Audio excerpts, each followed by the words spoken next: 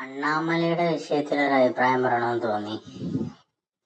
സത്യത്തില് BJP തമിഴ്നാട്ടിൽ plan ചെയ്ത് എന്താന്ന് വെച്ചാല് ഈ DMKയുടെ പൊളിറ്റിക്സ് ഉണ്ടല്ലോ, അവരുണ്ടാക്കുന്ന ആ ഒരു അറ്റ്മോസ്ഫിയർ അത് ഭയങ്കര ഡേഞ്ചറസ് ആണെന്ന് BJP മനസ്സിലാക്കുന്നുണ്ട്. കാരണം അവരിതിനെ കൃത്യമായ രീതിയിൽ മനസ്സിലാക്കിയിട്ടുണ്ട്.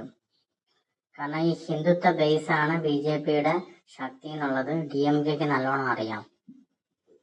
അപ്പൊ അതിനെ ഗ്രാസ് റൂട്ട് ലെവലിൽ തന്നെ ഭരണകൂടം ഉപയോഗിച്ചുകൊണ്ട് മറ്റ് സെറ്റപ്പുകൾ പോലീസൊക്കെ ഉപയോഗിച്ചുകൊണ്ട് അതിനെ എലിമിനേറ്റ് ചെയ്യുക അല്ലെങ്കിൽ നിയന്ത്രിക്കുക, അത്തരത്തിലുള്ള ഒരു ഓപ്പറേഷനിലൂടെ ഈ BJPയെ തമിഴ്നാട്ടിൽ വളരാൻ അനുവദിക്കാതിരിക്കുക എന്നുള്ളൊരു നിലപാടാണ് ഈ ദ്രാവിഡ പാർട്ടികൾ ചെയ്തുകൊണ്ടിരിക്കുന്നത്. അത് ഇപ്പം AIADMK BJPയുടെ സഖ്യമാണെങ്കിലും അവന്മാരും ഇതുപോലെ തന്നെയുള്ള ആളുകളാണ്, രണ്ടും ഒരേ ടൈപ്പ് ആളുകൾ തന്നെയാണ്. അപ്പൊ ഇത് BJPക്ക് നല്ലോണം അറിയാം. അപ്പൊ പിന്നെ എന്ത് ചെയ്യാൻ പറ്റുന്നത്? ഇപ്പൊ വിജയുടെ രാഷ്ട്രീയത്തിന് സത്യം പറഞ്ഞാൽ വലിയൊരു ഐഡിയോളജി ഒന്നുമില്ല. അത് പെട്ടെന്നുണ്ടായ ഒരു ഈവന്മാരോടുള്ള വിരോധം അത്ര മാത്രമേ ഉള്ളൂ. അവർക്ക് അതിനുള്ള സംവിധാനങ്ങളോ കാര്യങ്ങളോ ഒന്നും ഇല്ലാതാണ്. അതിനെക്കുറിച്ച് ഡീപ്ലി സ്റ്റഡീഡ് അല്ല. കൂടിപ്പോയാൽ വിജയ് ജോസഫ് ആയതുകൊണ്ട് ചിലപ്പോൾ കുറച്ച് മതം മാറ്റാനൊക്കെ ഒരു സഹായം കൊടുക്കുമായിരിക്കും. പിന്നെ അങ്ങനെ എല്ലാം അങ്ങ് മതം മാറ്റാൻ ഒക്കത്തില്ലല്ലോ. ഹിന്ദുക്കൾക്ക് അവർക്ക് അവരുടേതായ ഒരു അഭിമാനബോധമൊക്കെ ഉണ്ടല്ലോ, അത് BJP വലുതായിട്ട് കണക്കാക്കുന്നില്ല. അപ്പൊ പിന്നെ എന്താണ് ഉദ്ദേശം? ഇവന്മാരെ എല്ലാം ഈ ദ്രാവിഡ പാർട്ടികളെല്ലാം അവിടെ നശിപ്പിക്കുക, അങ്ങനെ സംഘപരിവാറിന് പറ്റുന്ന മണ്ണാക്കി മാറ്റുക, ഹിന്ദുത്വ രാഷ്ട്രീയത്തിന് പറ്റുന്ന മണ്ണാക്കി മാറ്റുക. കാരണം ഈ കേരളത്തിൽ പോലും അത്രയും ശല്യമില്ല. കേരളത്തിനേക്കാൾ വലിയ ശല്യമാണ് ഈ ഹിന്ദുത്വ രാഷ്ട്രീയത്തിന് ദ്രാവിഡ പാർട്ടികളോട് ഉണ്ടാക്കുന്നത്. അതുകൊണ്ടാണ് BJP ആ കളി കളിച്ചത്. എങ്ങനെയെങ്കിലും AIADMK അവിടെ നിന്ന് പറപ്പിക്കണമായിരുന്നു. അതവര് ഉദ്ദേശിച്ചത്. അതിപ്പം DMK അവിടെ നിന്ന് പറപ്പിക്കണമായിരുന്നു.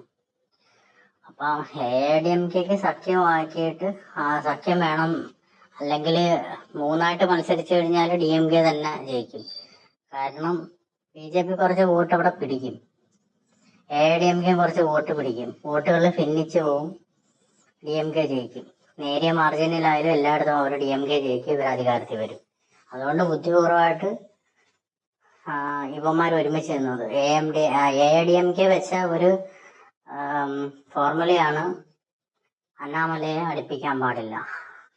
അതുകൊണ്ട് അണ്ണാമലയ്ക്ക് സീറ്റ് പോലും കൊടുത്തില്ല. 27 സീറ്റിലാണ് മത്സരിച്ചത് BJP, 237 സീറ്റുള്ളതിനകത്ത്.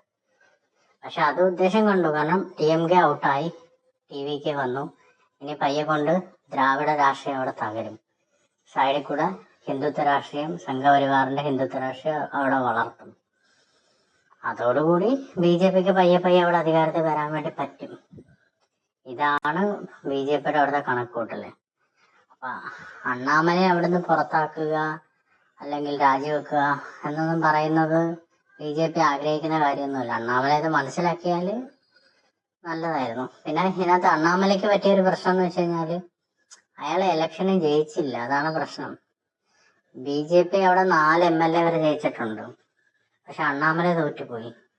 അതുകൊണ്ട് അണ്ണാമല അവിടെ ഒരുപാട് വർക്ക് ചെയ്ത് വോട്ട് ബാങ്ക് ഒക്കെ ഉയർത്തി എന്നുള്ളത് ശരിയാണ്. പക്ഷെ അതൊരു അണ്ണാമലയ്ക്ക് ഡ്രോബാക്ക് ഉള്ളൊരു കാര്യമാണ്. പിന്നെ രണ്ടാമത്തെ കാര്യം, അണ്ണാമല അങ്ങനെ ഒരു ഹിന്ദുത്വ രാഷ്ട്രീയം അല്ല അവിടെ പറയുന്നത്. അണ്ണാമല പറയുന്ന ഒരു വികസന രാഷ്ട്രീയം, എഡ്യൂക്കേറ്റഡ് ആണ്, IPS കാരനാണ്, ഇംഗ്ലീഷ് സംസാരിക്കാൻ അറിയാം, അപ്പം നാഷണൽ മീഡിയയിൽ ഉൾപ്പെടെ അറ്റൻഷൻ കിട്ടുന്നുണ്ട്, അങ്ങനെയുള്ള ആ ഒരു ഇതാണുള്ളത്. അതാണ് അണ്ണാമലയുടെ കയ്യിലുള്ള സാധനം. പക്ഷെ BJPക്ക് അത് പോരാ, അതാണ്.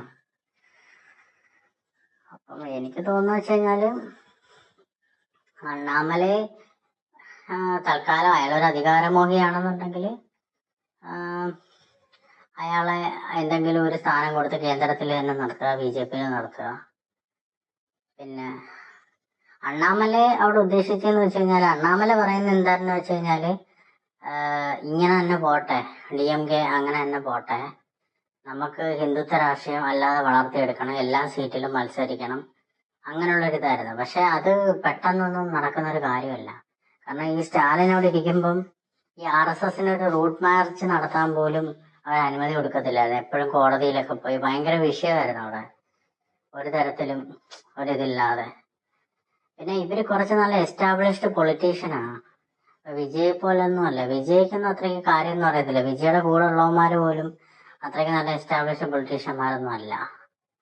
അത് തന്നെയാണ് അവർ കണക്ക് കൂട്ടുന്നത്. പിന്നെ ഈ പറയുന്ന കണക്ക് ഈ ഒരു ജോസഫിന് ആ ഒരു ക്രിസ്ത്യാനിറ്റി ഉണ്ടായതുകൊണ്ട് അങ്ങ് ആത്മാർത്ഥമായിട്ട് ദ്രാവിഡ രാഷ്ട്രീയമൊന്നും ജോസഫ് പറയത്തുമില്ല. അത് വേറെ കാര്യം. അതും ബി ജെ പിക്ക് അറിയാം, അതും ബി ജെ പിക്ക് അനുഗുണമാണ്. അപ്പൊ ഇതൊക്കെയാണ് അവരുടെ പ്ലാനിങ്. അതുകൊണ്ട് അണ്ണാമലയുടെ കാലത്തിന് എന്താവുമെന്ന് വെച്ച് കഴിഞ്ഞാല് നമുക്കൊന്നും പറയാൻ പറ്റില്ല. അണ്ണാമല വേണമെങ്കിൽ തിരിച്ച് പ്രസിഡന്റ് ആക്കാണെന്ന് തോന്നുന്നു. അല്ലെന്നുണ്ടെങ്കിൽ കേന്ദ്രത്തിൽ എന്തെങ്കിലും ഒരു പദവി കൊടുത്ത് പാർട്ടിയിൽ തുടരാൻ പറയുക. ഇനി അണ്ണാമല പുതിയൊരു പാർട്ടി ഉണ്ടാക്കിയാലും അതും ബി ജെ പിക്ക് തന്നെ ഗുണപ്പെടുന്നത്. കാരണം ഈ തമിഴ്നാട്ടിലെ കീറാമുട്ടി എന്ന് പറയുന്നത് അവിടെ 2 പാർട്ടിയേ ഉള്ളൂ ആകെ. ജനങ്ങൾ അങ്ങനെ അങ്ങ് ആയിപ്പോയി. അവരുടെ വോട്ട് ഈ ദ്രാവിഡ രാഷ്ട്രീയത്തിൽ മുഴുകി ഈ 2 പാർട്ടികൾക്ക് മാറി മാറി വോട്ട് ചെയ്യുന്ന ആ ഒരു സെറ്റപ്പിലോട്ട് അവരങ്ങ് പോയി. അതാണ് പ്രശ്നം. ഇനി അണ്ണാമലയ്ക്ക് പുതിയൊരു പാർട്ടി വന്നാലും ഈ തമിഴന്മാര് വോട്ടിംഗ് പാറ്റേൺ അവർ മാറ്റും. ഭാവിയിൽ അവർ ബി ജെ പി അക്സെപ്റ്റ് ചെയ്യും. അവരാലോചിക്കും ഈ ഇന്ത്യ രാജ്യത്തിലെ ഏറ്റവും വലിയ പാർട്ടി, രാജ്യം ഭരിക്കുന്ന പാർട്ടി, അപ്പൊ പിന്നെ നമുക്ക് ബി ജെ പിക്ക് കൊടുത്താൽ എന്താണ് എന്നുള്ളൊരു ചിന്ത അവരിലേക്ക് വരും ഭാവിയിൽ. ഇത് തന്നെയാണ് ഇവർ ഈ ആം ആദ്മി പാർട്ടി ഇങ്ങനല്ലേ ഡൽഹിയിൽ ബി ജെ പി സഹായിച്ചത്. ആം ആദ്മി പാർട്ടി ഇതേപോലെ തന്നെ ആയിരുന്നു. ഡൽഹി ഇവർക്ക് പിടിക്കാൻ പറ്റുന്നില്ലായിരുന്നു. ആം ആദ്മി പാർട്ടി വന്നു കഴിഞ്ഞപ്പോഴത്തേക്കും അവര് കോൺഗ്രസിന് മാത്രമല്ല ചെയ്യുന്നത്. ആം ആദ്മി പാർട്ടി വന്നു കഴിഞ്ഞപ്പോൾ അത് അവസാനം ജനങ്ങൾ വോട്ടിംഗ് ഷിഫ്റ്റ് മാറ്റി, അവരെ പാറ്റേൺ മാറ്റി. അത് പിന്നെ ഒരുപാട് പ്രശ്നമൊക്കെ ഉണ്ടായി. അവിടെ തകർത്ത് കഴിഞ്ഞപ്പോൾ ജനങ്ങൾക്ക് വേറെ ഓപ്ഷൻ ഇല്ല, ബി ജെ പി. ഇത് തന്നെയാണ് ബി ജെ പി കണക്ക് കൂട്ടുന്നത്. കാരണം തമിഴ്നാട്ടിൽ ഹിന്ദുക്കൾ മെജോറിറ്റിയാണ്. എല്ലാം ബി ജെ പിയുടെ ഗെയിമിംഗ് ആണ്, അല്ലാതെ അതിനകത്ത് വേറെ പ്രത്യേകിച്ച് കാര്യമൊന്നുമില്ല. അല്ലാതെ വേറെ സംഭവമൊന്നുമല്ല. ഹിന്ദുക്കൾ ഭൂരിപക്ഷമുള്ള ഏത് സംസ്ഥാനം പിടിച്ചെടുക്കാൻ ബി ജെ പിക്ക് ശേഷിയുണ്ട്. കേരളത്തിന്റെ പ്രശ്നം എന്ന് വെച്ച് കഴിഞ്ഞാൽ ഇവിടെ ഹിന്ദുക്കൾ വളരെ കുറവാണ്. നമ്മൾ ഈ ഗവൺമെന്റിന്റെ കണക്കിലാണ് ഈ 50% എന്നൊക്കെ വിക്കിപീഡിയ സെർച്ച് ചെയ്യുമ്പോൾ, ഗൂഗിളിൽ സെർച്ച് ചെയ്യുമ്പോൾ കാണിക്കുന്നത്. 50% ഹിന്ദുക്കളൊന്നും ഇല്ല, അവർ ഹിന്ദുക്കളല്ല. ഗവൺമെന്റിന്റെ രേഖകളിൽ അവർ ഹിന്ദു ആയിരിക്കും. ഇപ്പൊ ഒരു ഉദാഹരണം പറഞ്ഞാല്, ഒരു ഹിന്ദു പെൺകുട്ടി എഞ്ചിനീയറിംഗ് കോളേജിൽ പഠിക്കുന്ന സമയത്ത് അവള് ക്രിസ്ത്യാനിയായിട്ട് പ്രേമിക്കുന്നു. അവള് കോളേജ് കഴിഞ്ഞ് ജോലിയൊക്കെ കിട്ടുമ്പോൾ ഇവനെ കല്യാണം കഴിക്കുന്നു, 22-23 വയസ്സൊക്കെ ആകും. പക്ഷെ ഗവൺമെന്റിന്റെ രേഖയില് അവര് ആ പെണ്ണിനെ തന്നെ ഹിന്ദുവായിട്ടേ കൂട്ടത്തുള്ളൂ. അങ്ങനെ ഒത്തിരി ലക്ഷക്കണക്കിന് ആളുകളുണ്ട്. അതുകൊണ്ട് വളരെ കുറവായിരിക്കും. എനിക്ക് തോന്നുന്നു ഒരു 40-35% ഹിന്ദുക്കൾ അങ്ങനെ കേരളത്തിൽ കാണത്തുള്ളൂ. അപ്പൊ അങ്ങനെ വെച്ച് നോക്കുമ്പോൾ ബി ജെ പിക്ക് 20% വോട്ട് ഷെയർ ഉണ്ട്.